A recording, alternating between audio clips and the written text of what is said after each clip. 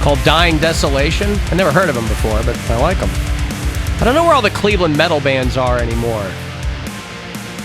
There was Solipsist was around for a while, and there was, who were the other Cleveland metal bands? There was Keel Hall. They've been around forever, and when I first came to town, I think Keel Hall was the one that I knew. But I don't really have my ear to the ground. Bands used to send me stuff all the time. But I found those guys. They're pretty good. I dig them. Look like young kids. You got to keep the flame of rock and roll alive in the hearts of the kids. You know, it's never been easier to make music with machines. It's never been easier. And so to pick up a guitar or sit behind some drums or plug in, start jamming out, it's a valuable thing. But I don't know where all the other bands are. Well, I'm sure there are plenty of them. Frail. You ever seen Frail? Frail. They're like a doom rock kind of thing. They're real good. Metal bands. Well, this is a good town for it, man. I mean, you know, when I came here, I mean, there were a handful of bands that, you know, that I would see from time to time. And, you know, but I've been here a dozen years now. So a lot of them probably broken up or moved on or gotten married or, you know.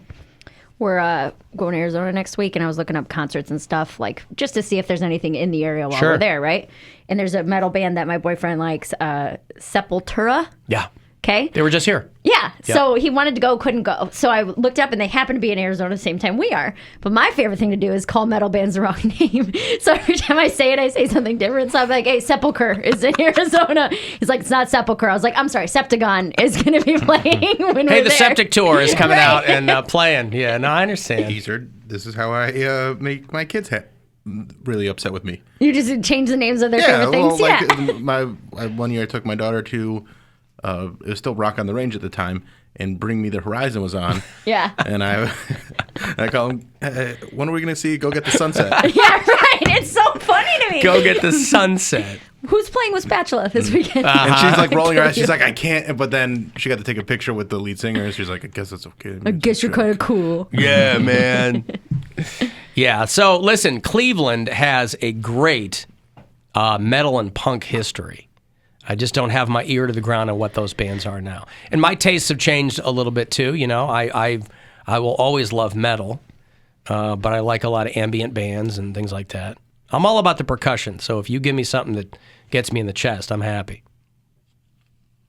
You know, you're going to start in the garage, and, you know, you're going to, kids starting bands now, their influences are a lot different than they used to be too. You're going to have kids starting bands going, well, our influences are like Machine Gun Kelly, and, right. you know, which, that's fine. And whatever gets you playing. Whatever gets you playing.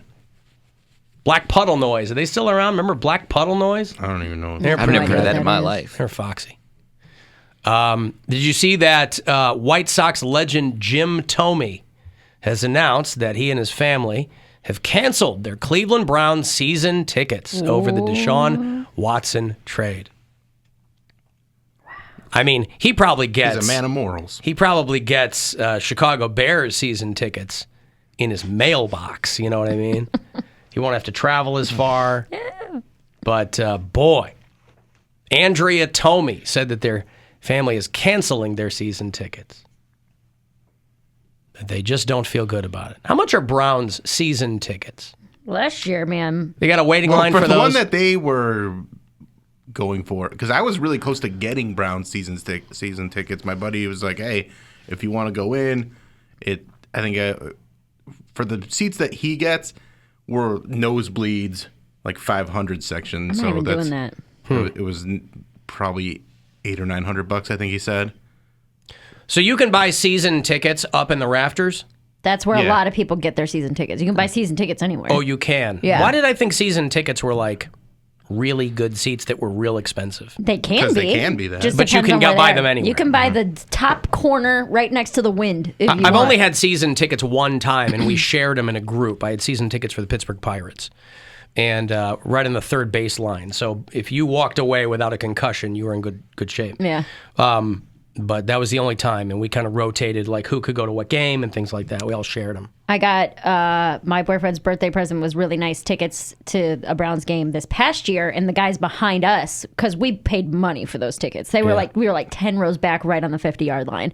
And the guys behind us were bitching about spending thousands of dollars on these season tickets and how the Browns were paying like crap. But the only reason why I knew that is because they were drunk and yelling about how expensive their seats were. So I'm assuming it goes up into, I don't know if there's a cap, but by the way they were talking 10 grand, I don't know. Well, they probably got them from like a third party too, so they got ripped off. Well, if they got season tickets, though, I think you get those directly from the Browns. But you do. If you're getting seats that good, you're spending 10th a lot row, of money. 50-yard line, and they're like, "This he can't complete a pass. These I the- spent thousands of dollars and he misses every time." But that's on you, dummy, Right. not on the guy on the field. That's why They don't know who you are.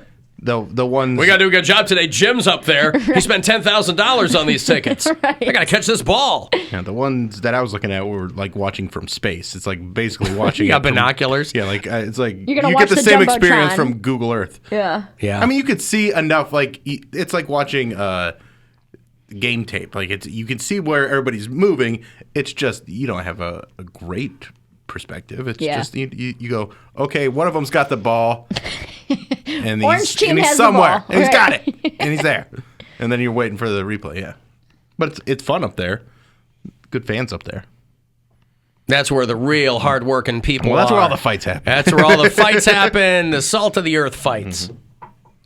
Andrea Thome tweeted that I asked for a refund. They were paid in full. Very sad after 40 years as a fan, but this is my line in the sand.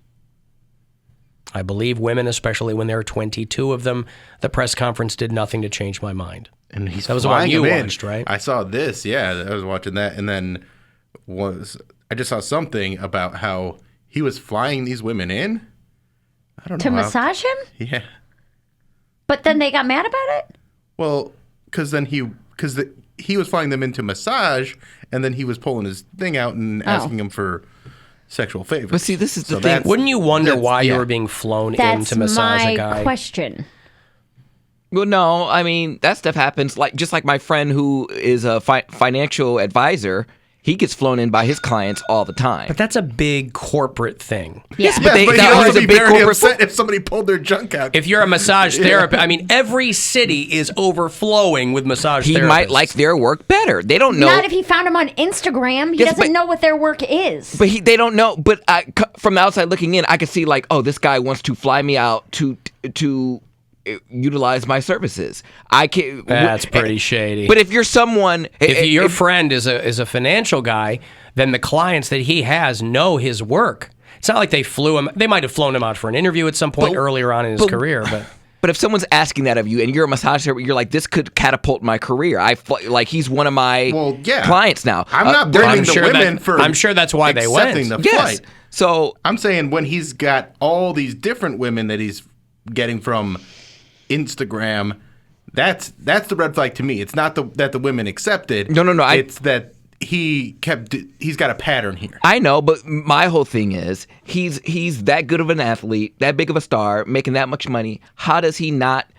And I'm not co-signing here, but how does he not have a guy that wrangles these girls for him? Not that. Because he doesn't want them for a he doesn't want a massage from them. So he doesn't want to involve anybody else because he knows how he's going to act. Okay. Because then it's on his manager for reaching out to these people. But people like, do that all the time. Not for skeezy stuff. Maybe I'm unclear. Is the allegation that when they showed up, he had it out? Or at No. the end While of they a were- regular During the massage? massage. While the During services massage, are being provided. He would pull it out. He would play with himself. He would touch them. Rub it on his okay. on their face. Yeah, rub it on their face. Yeah. Okay, They listen, would. I don't know chapter and verse of these allegations. I hadn't heard anything about hitting them in the face with it. All I'm saying is, And one of them at least one or two of them said forcing it into their mouth. Like that's, yeah. See, I didn't know. What did he say in the deposition? Because I heard these women gave a deposition. I don't know if he did, because I doubt he would say You have anything. to, right? Well, he's he's been deposed. You have to be deposed, but that doesn't mean you have to say anything. You could plead the Fifth. Like, you still have your Fifth Amendment if you're being. That's not a good look. But it doesn't matter. That's not. I know, but that's not going to help you in a. 22 women coming forward isn't a good look. I was going to say. At that point, double so down. His alternative is to lie, which he's been doing. That's what I think he's been doing. Allegedly. But if he's worried about getting in trouble from picking up these women, he should also be worried about getting in trouble from committing perjury. But if he's not saying anything, he's not lying. But you have to be deposed. But you just said you can go to a deposition and not say anything. You can plead the fifth. That's not saying anything. So that's not lying. His word versus theirs. Correct, but I'm saying I don't think he's not the type of guy to plead the fifth, because plead the fifth it brings speculation like, oh, well, what is he saying that might incriminate himself? So then prove that he's lying. That's why this is so messy, is because it's he said, she said. You can't prove anything. Well, the problem with pleading the fifth when you're being deposed is you're stuck with that. So you can't change it later on. So if you go to trial, you can't waive your Fifth Amendment. Mm-hmm. You're stuck with what you gave them in discovery. If you're being deposed and you go, I'm not saying anything, that's your answer. So you can't rebut. No defending yourself. That's no right. Nothing. You can't get up there on the stand. I didn't think about that. And then change it. So that's why you have to be very careful to go that way. It's not like just a blank check that you're off the hook. And a lot of people they don't want to know this, or they just don't care. I don't know what it is, but when it comes to sexual assault and rape cases, 7 out of every 1,000 get a conviction, because it's very difficult to prove these things in court. I watched the Cosby documentary this weekend, and that's kind of what they're going through, like where they're like, we can't really prove anything, and they go into the stuff that he said in that deposition that ended up being what got him convicted, but then also got him out of jail because they said they couldn't use it.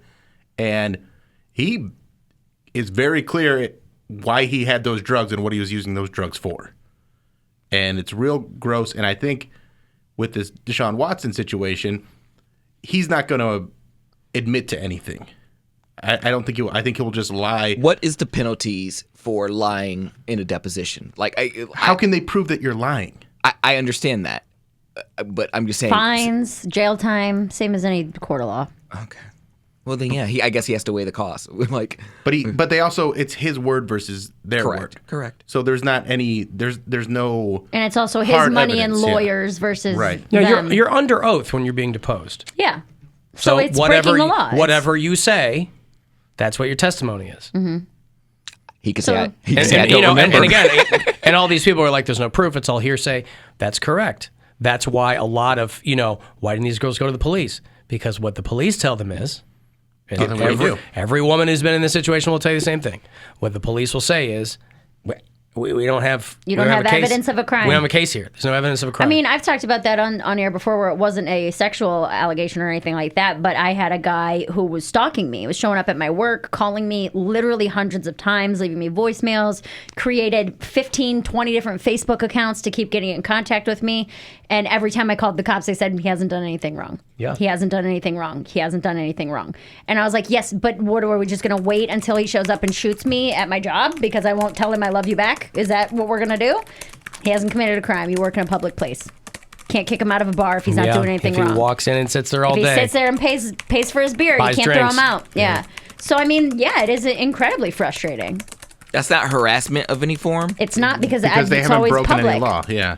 No, I'm talking about like calling online, you and but again, there's these laws they're kind of archaic in a way, because I've dealt with loopholes. This with one of my daughters having someone harass her, and like to the point where he was showing up at her house. He wasn't going inside, so standing on the sidewalk. You're allowed to.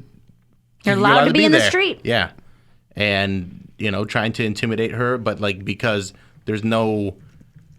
Like that's nuts. Doing things that are absolutely intimidation and stalking and things like that, but there's nothing that has crossed the line into illegal activity. Here's how messed up my situation got.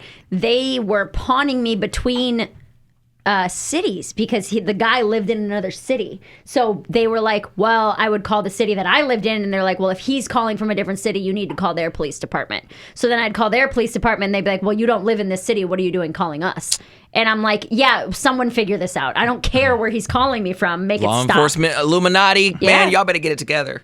It's not even Illuminati. There's just a lot of things where you can dance between the raindrops legally. Yeah. If you're giving somebody a hard time, if you're That's why so many states are trying to pass like cyber stalking laws and things. And this was 'Cause in that's like an umbrella that covers a lot of things in the 21st century. I hate the legal this was system, in man. like 2013 or 2014. So, I mean, all things considered, social media was relatively new.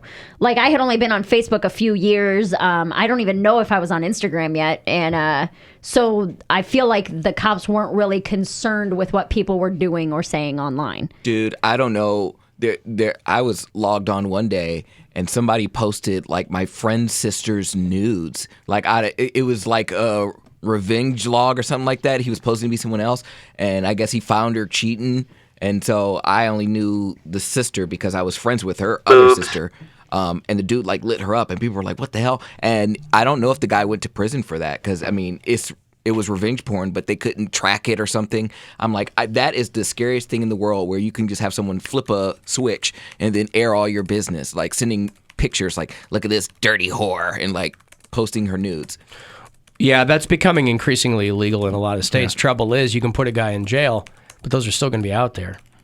That's what I'm saying. It's real hard to put it back. Even if somebody, even if somebody's punished for that crime, it's like they screenshot it, they take it.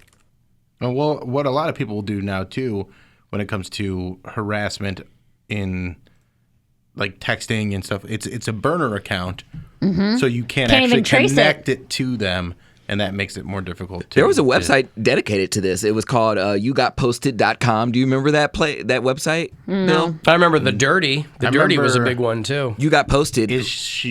Are you up or something like that? That was one. Yeah, that was like beyond, like that was beyond revenge porn. It was literally posting the nudes, a review about this person, where they work, where they live, their phone number, their links to their social media. And I'm like, bro, like that, they got sued like crazy because everyone was like, they had guys and girls on. Yeah, because that was before all those laws were put in place. You could have a website like that. Mm-hmm.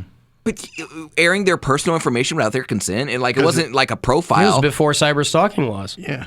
Oh God, that's a nightmare. That makes me. That is part of the reason why I've never sent a nude, because I don't trust anybody. You're smart. To be mature enough to do something like that. It's not even a maturity issue. It's just that is a maturity issue. Well, partially, but I mean, people get a full head of steam and they go yoink. Yeah, I don't trust anybody. Now, the only reason I know of one website, and it was Is Anyone Up, because there was a picture of a girl on there, and she was flashing at a bar, and I didn't go to see it because of that, but my friend was in the picture behind her, like drunk as a skunk, just making a face. Yeah. And so I just remember him showing me that picture, and I thought that was very funny. He was photo boobing. Yeah, he was just there. But yeah, there's a lot of stuff like that, and it's real gross. Yeah. Do you want to hear the big Cleveland Cavaliers announcement? Oh, God. Hold on. Is it timpani worthy? We don't know. We don't know. I say He's go like, for nah, it. nah. Alan Cox Show! Exclusive news update! All right, lay it on me. Cleveland Cavaliers and Cleveland Cliffs have announced that the Cliffs logo will live on the Cavs player Wait, the what? uniform.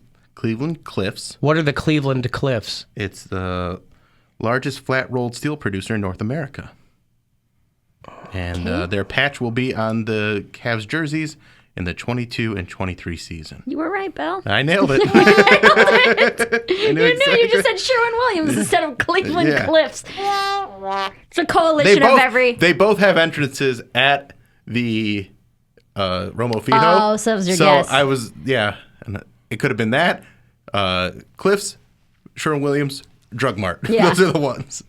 It's not just a coalition of all the men named Cliff Yeah. in Cleveland. They're big Cavs supporters. Hey, we're the Cliffs of Cleveland. And we really just like basketball. We'd like to donate our money for your jerseys, like a children's soccer team. Well, there you go. There's a new partnership. Mazel tov. I'm going to break. I'll have those passes for you if you want to see a live taping of last podcast on the left. They're going to do it end of April out at MGM Northfield Park. So if you're a fan of that, I'll hook you up after. And we'll be back after these.